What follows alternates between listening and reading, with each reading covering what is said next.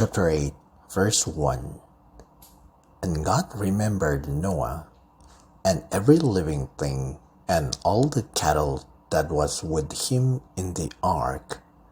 And God made the wind to pass over the earth, and the waters assuaged.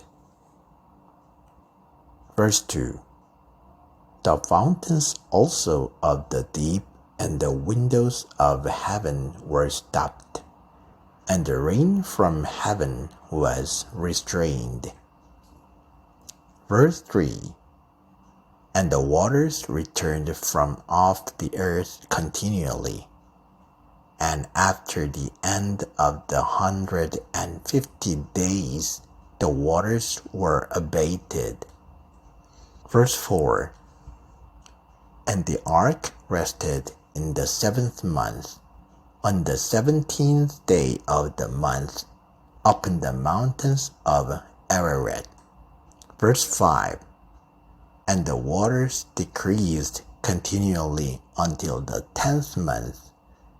In the 10th month, on the first day of the month, were the tops of the mountains seen. Verse 6. And it came to pass at the end of 40 days that Noah opened the window of the ark which he had made. Verse 7. And he sent forth a raven, which went forth to and fro, until the waters were dried up from off the earth. Verse 8. Also he sent forth a dove from him, to see if the waters were abated from off the face of the ground. Verse 9. But the dove found no rest for the sole of her foot, and she returned unto him into the ark, for the waters were on the face of the whole earth. Then he put forth his hand, and took her, and pulled her in unto him into the ark. Verse 10. And he stayed yet other 7 days. And again he sent forth the dove out of the ark. Verse 11. And the dove came in to him in the evening, and lo, in her mouth was an olive leaf plucked off. So Noah knew that the waters were abated from off the earth. Verse 12. And he stayed yet other 7 days, and sent forth the dove, which returned not again unto him any more. Verse 13. And it came to pass in the 601st year, in the 1st month, the 1st day of the month, the waters were dried up from off the earth, and Noah removed the covering of the ark, and looked, and behold, the face of the ground was dry. Verse 14. And in the 2nd month, on the 27th day of the month, was the earth dried. Verse 15. And God spake unto Noah, saying, Verse 16. Go forth of the ark, thou, and thy wife, and thy sons, and thy sons' wives with thee.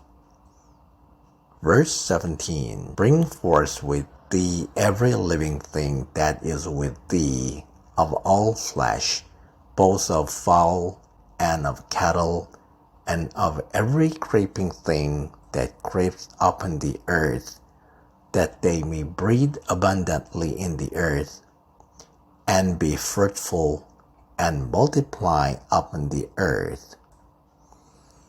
Verse 18. And Noah went forth, and his sons, and his wife, and his sons' wives with him. Verse 19. Every beast, every creeping thing, and every fowl, and whatsoever creeps upon the earth after their kinds, went forth out of the ark.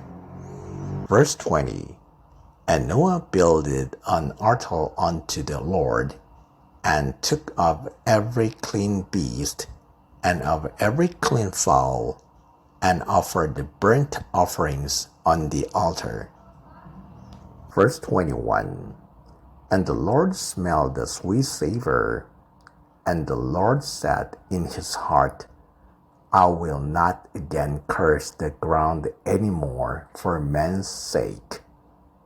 For the imagination of man's heart is evil from his youth. Neither will I again smite any more everything living, as I have done. Verse 22, While the earth remains, seed time and harvest, and cold and heat, and summer and winter, and day and night shall not cease. Amen.